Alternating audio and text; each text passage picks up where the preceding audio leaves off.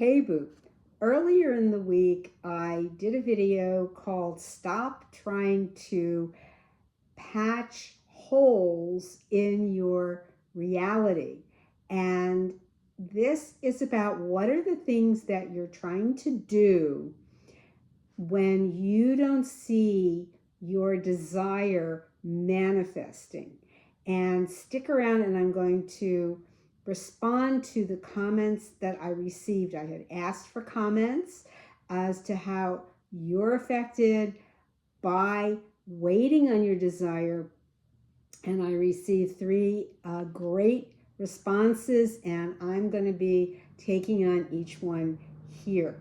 So the first one says, unable to let it go, circling in the head. Circling in the head has a little bit of that feeling of circling the control tower, but not being able to land. And maybe that's a kind of feeling of, I haven't really connected with my desire, and now my thoughts are just circling consciousness. But really, your imagination, what you want, has already been imprinted on your consciousness. And you also have to remember that the desire came to you through your higher self, whether you call that the universe or God or higher self or ultimate reality or whatever you want to call it. But it's there. There's nothing that you have to feel is keeping you spinning or revolving around in your mind with racing thoughts. And those kind of racing thoughts and worries and the mind spinning stories about what if, why this hasn't come to me, or the feeling of maybe I don't deserve it, maybe I shouldn't have this desire in the first place. Do you ever get that feeling, like almost like that guilt feeling? Like it's wrong to have the desire, like I wanted that extra piece of chocolate, or something like that. Then goes like, okay, naughty, don't have it. But really, it's not giving yourself breathing space. And contemplate that for a second. Just be with me here on this. I want you to see this for what it is. It's that the mind kind of sets a timetable. And maybe it even sets a timetable of deservingness.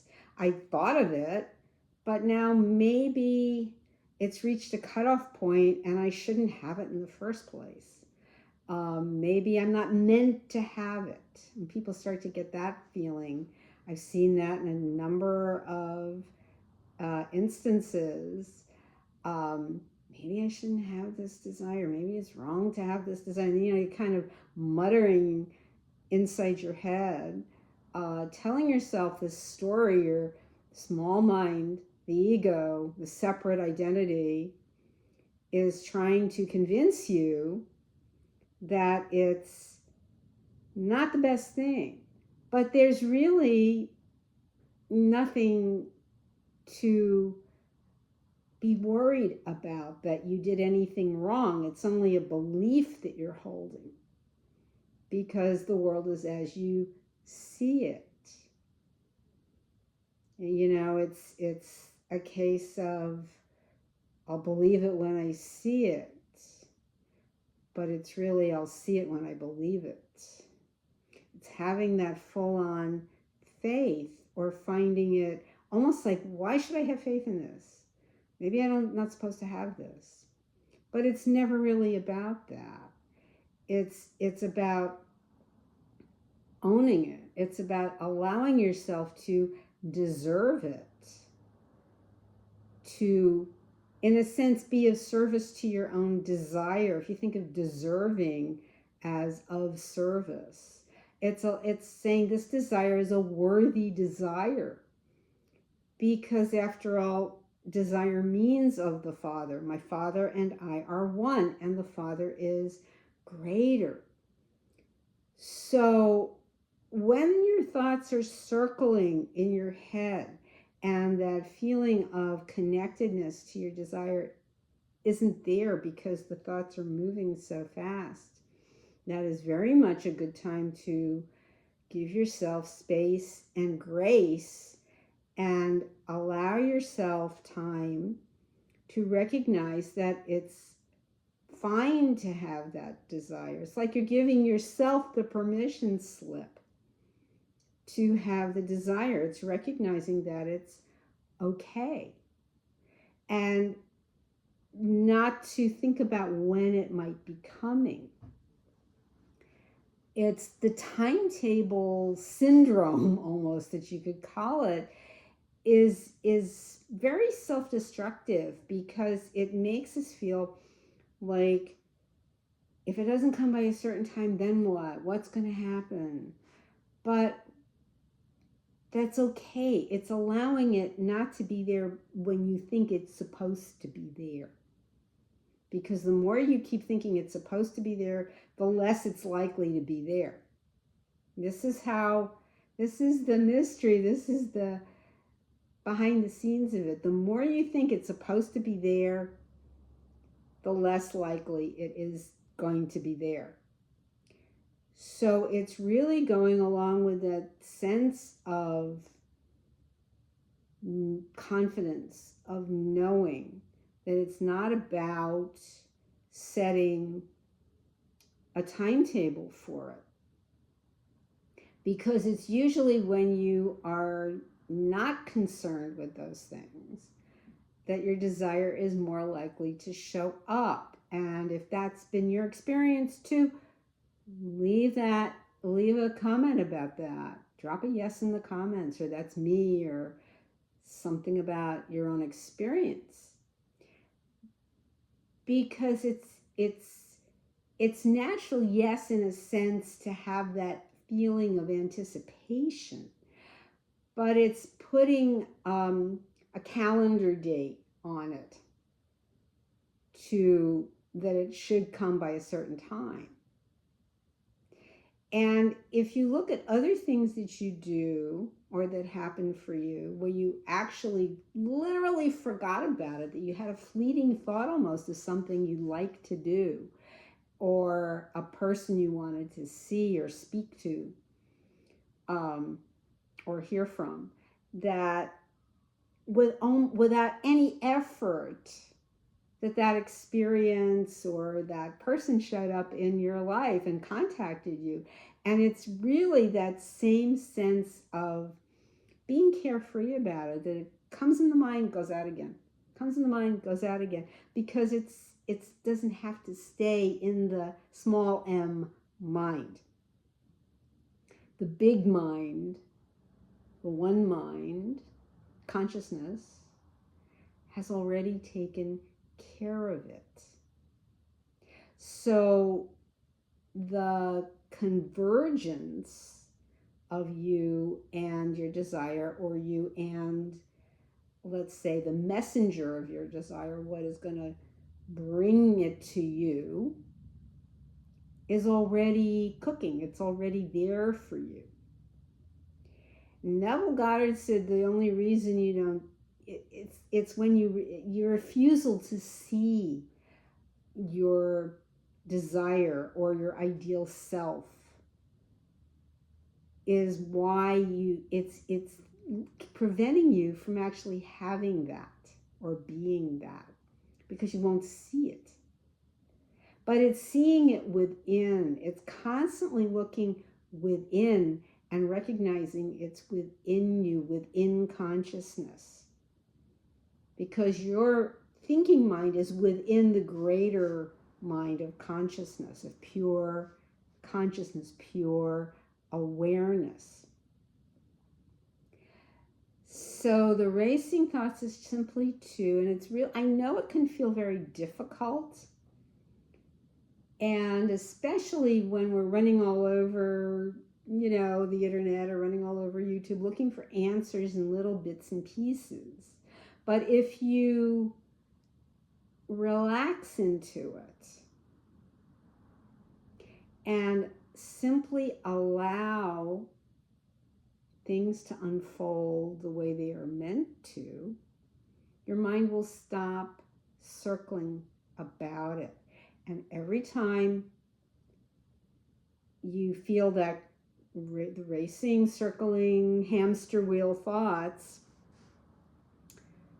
is to bring the mind home, as the Buddhists say. It's bringing the mind home. It's bringing the mind back down into the heart. And maybe doing that practice even for a few minutes of let the breath bring the mind to the heart, so that the energy leaves here and starts to settle back down where you can hear. Most of the letters of heart spell hear, hearing, inner hearing, the inner senses. It's turning away from the appearances. That's what Neville Goddard's teacher, Abdullah, he wanted Neville to slam the door of the senses on appearances of things that seemed to be working against Neville. So he's like, no, don't buy into that. And he slammed the door on Neville, which is like a symbol of slamming the door on the appearances of things. So that first question about circling, leads into the second question, which is the second comment, which was when I asked for comments on how you keep trying to patch holes in your reality, is impatience. Someone commented, my impatience. Well, it's ironic because impatience or impatient, if you break it apart a little bit, is I'm patient, or I'm patience. I'm patience itself. So it's kind of flipping the script on impatience. If you remind yourself that you are that patience. And I realize too, yes, in our culture in the West particularly has been based on something called instant gratification for a very long time. The idea that we should have it immediately, and the idea of anticipating something or creating a space within ourselves for it to come in, opening the door for it, surrendering and allowing, which will actually bring it faster, as I was saying before, reminds us that we are that patience. I'm patience. I am patient. Play with that. When you feel impatient, say, I am patient.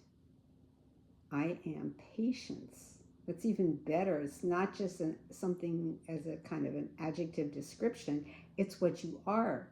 God is patience.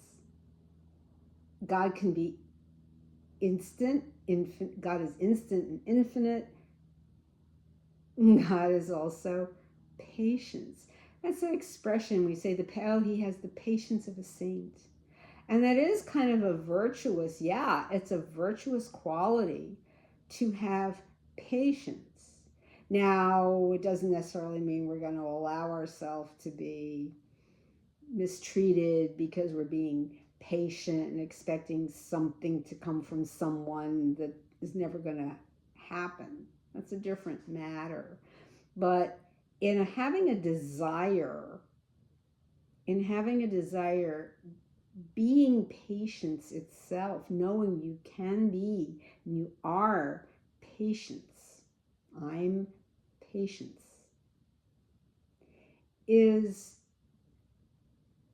letting the desire come to fruition through you. It's only going to move through you when you allow it. This is letting go and letting God, allowing the manifestation to happen, to move from consciousness to the subconscious out into your experience. And it's completely there for you. And sometimes it takes a different form than you would expect. We don't want to be trying to figure out how it's coming, who it's coming through, where it's coming from, or when it's coming. You know, in say, if you study journalism, one of the first things that you learn, of course, if you're writing a news article, the things you have to get are who, what, why, when, where, and sometimes how. But you're not writing a news article. You're putting out a desire. You're expressing a desire. And it requires, the answers will come, but they may not all come immediately. Or you can imagine that but the best thing is to imagine you already have it. So that the impatience, and you say, well, how can I imagine having it if I don't see it? Because the higher self gives it to you immediately, but it may not be in a form that you're yet ready to recognize. And this is why you have, say in Law of Attraction, you have Abraham Hicks talking about raising your vibration, or, to level up to the thing that you want. Because if you're in a place of constantly doubting or disbelieving that you should have this thing, or if you're expressing doubt at the same time, you might as well just walk away from it, because that is where lack comes in. That is where lack comes in. God lacks nothing. If you take God, this is perfect, that is perfect. I talked about this in an earlier video. This is perfect, that is perfect. If you take the perfect away from the perfect remains. This is an ancient Hindu mantra. So if this means there's no lack, and you can take it away, but it's always, perfection is always there. It has to be always, there's nothing else it can be. So it's letting yourself, simmer down and enabling that to come. And the more you can relax into it, the higher place you're actually coming from. It may sound counterintuitive. And there's a lot of counterintuitive things that go on in conscious manifesting. But it's the way that you own your reality, is by allowing these things and recognizing that if you're coming from trying to look on the outside for something that's occurring from the inside out, from consciousness, you have to make that Y-O-U turn, the U-turn back into yourself. And always to remember that even if something shows up in the interim and it seems to be throwing everything into fits and starts, because this way is supposed to go that way, but it went south and it's coming back, is just say thank you for showing me this. And maybe that's to slow me down just a little bit. Maybe I wanted it too soon, and it was, but not to worry how soon or when. Maybe it's just almost coming to me, but I thought I needed it then. It's probably coming to me at a later time. And we don't need to know. That's the other thing. We really don't. It may seem like we do, but we don't. We don't need to know. It's simply being open to what comes unexpectedly, and something else might come unexpectedly that could even be better than the thing that you wanted or thought you wanted. So explore that. Explore that. The difference in feeling impatience and remembering I'm patience. Let's play with that. And the last one of the 3 comments on patching up your reality is fear that I am not going to get my manifestation fulfilled. Trying to always fix something. And that's exactly the essence of what I'm saying here, is that when fear comes, and I recently heard Bashar, that Daryl Anka, the entity, the being that Daryl Anka channels, said a very interesting thing, that fear is, and this is true, fear is being out of alignment with what's happening. So it's stepping back. When you feel that fear rising, it's the old New Age acronym for forgetting everything is all right, or false evidence appearing real. There are acronyms for fear.